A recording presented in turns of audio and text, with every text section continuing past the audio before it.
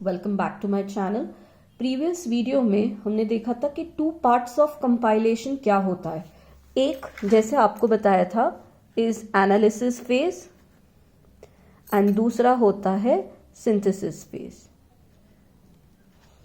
आज हम इस वीडियो में देखने वाले हैं कि फेजेस ऑफ कंपाइलर क्या क्या है। अब जैसे आपको बताया कि टू पार्ट्स में डिवाइड होता है। वन इज एनालिसिस फेज, जहां पे क्या होता है कि आपका जो सोर्स कोड है वो एक इंटरमीडिएट कोड में कन्वर्ट हो जाता है। एंड सिंथेसिस फेज में क्या हो रहा था कि जो आप यहां से इंटरमीडिएट कोड जनरेट कर रहे थे वो as an input synthesis phase को जाता है एंड देन सिंथेसिस फेज उसको टारगेट मशीन कोड में कन्वर्ट करता है। तो यहाँ पे अगर आप देखो ये जो फेजेस ऑफ कंपाइलर है उसमें से यहां तक का part, this comes under analysis phase and उसके नीचे वाला जो पार्ट है that comes in synthesis phase।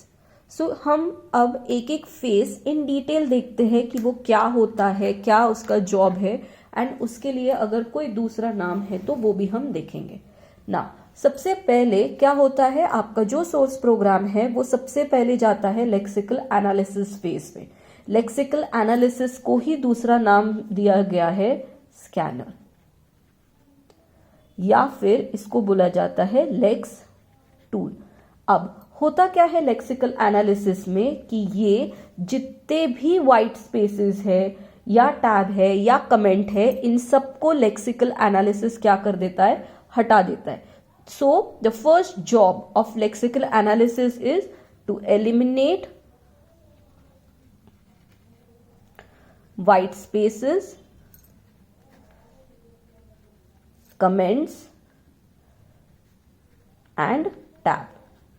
कहीं पे भी अगर आपने प्रोग्राम में white spaces, comments, tab दिया है तो वो सब हटाने का जॉब किसका होता है, लेक्सिकल एनालिसिस का। सेकेंड जॉब जो लेक्सिकल एनालिसिस का है वो क्या करता है, सोर्स प्रोग्राम को लेता है, उसको कैरेक्टर बाय कैरेक्टर स्कैन करता है, इसीलिए उसको बोला जाता है स्कैनर। तो वो क्या करेगा, character by character source program को चेक करेगा एंड उसको टोकन में कन्वर्ट करेगा। So the second job of your lexical analysis is to take source program and generate tokens. It scans character by character. I hope यहां तक आपको clear हो गया होगा। So lexical analysis as input source program लेगा and output में वो क्या जनरेट करता है, सीक्वेंस ऑफ टोकन्स। अब ये सीक्वेंस ऑफ टोकन्स जाता है आपके सिंटैक्स एनालिसिस को। सिंटैक्स एनालिसिस सबसे इंपॉर्टेंट फेज होता है आपके कंपाइलर का, इसी को दूसरा नाम बोला जाता है पार्सर। इसका काम क्या है, to check the syntax. Then यहां पे वो क्या करता है, एक पार्स ट्री जनरेट करेगा एज एन आउटपुट। अब ये parse tree as an input किसको जाएगा, सिमेंटिक एनालिसिस को। अब सिमेंटिक एनालिसिस क्या करेगा, it will verify the parse tree semantically, मतलब वो वैलिड है कि नहीं है। सो सिमेंटिक एनालिसिस में क्या होता है, जो भी parse tree as an input मिला है वो उसको वेरीफाई करेगा वेदर इट इज वैलिड और नॉट। ठीक है, so verify parse tree semantically that is valid or not। अब यहां पे अगर आप देखो तो यहां पे क्या है, एक सिंबल टेबल है, सिंबल टेबल मैनेजर है। तो ये सिंबल टेबल मैनेजर क्या है, ये एक सिंपल डेटा स्ट्रक्चर है जो क्या करेगा, जितने भी वेरियस आपके आइडेंटिफायर्स आए होंगे या टोकन्स आए होंगे या एट्रीब्यूट्स आए होंगे, इन सबको स्टोर करने का काम किसका होता है, आपके सिंबल टेबल मैनेजर का। So here I will write that it is a data structure that stores value of various identifiers, or you can say tokens, or you can say tokens and attributes. Okay, यहां पे अगर आप देखो तो यहां पे आपको क्या दिख रहा है, एक एरर हैंडलर। तो जब भी आप ट्रांसलेट करते हो तो हमारा कोड कहीं पे भी स्टॉप ना हो जाए, अगर कुछ एरर आए तो वो ये क्या करेगा, एरर को यहां पे हैंडल करेगा। So here what we can say that, let's write, so that our translation does not stop when an error occurs,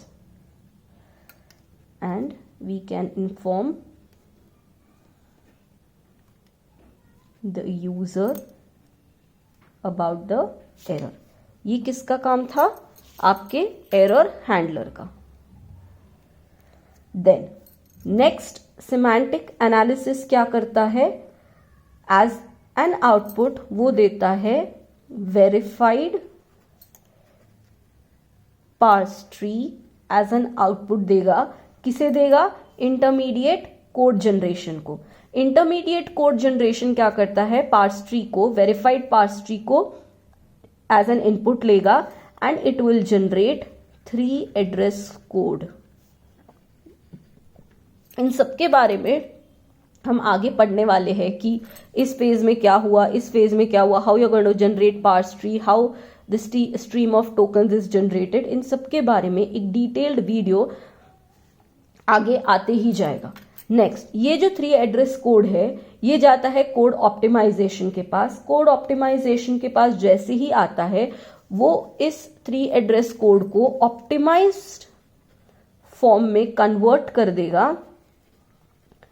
and दे देगा टारगेट कोड जनरेशन को। And then target code generation finally आपको आपका target code programme या जो भी आपको expected है उसको वो जनरेट करके आपको एज एन आउटपुट पहुंचा देगा।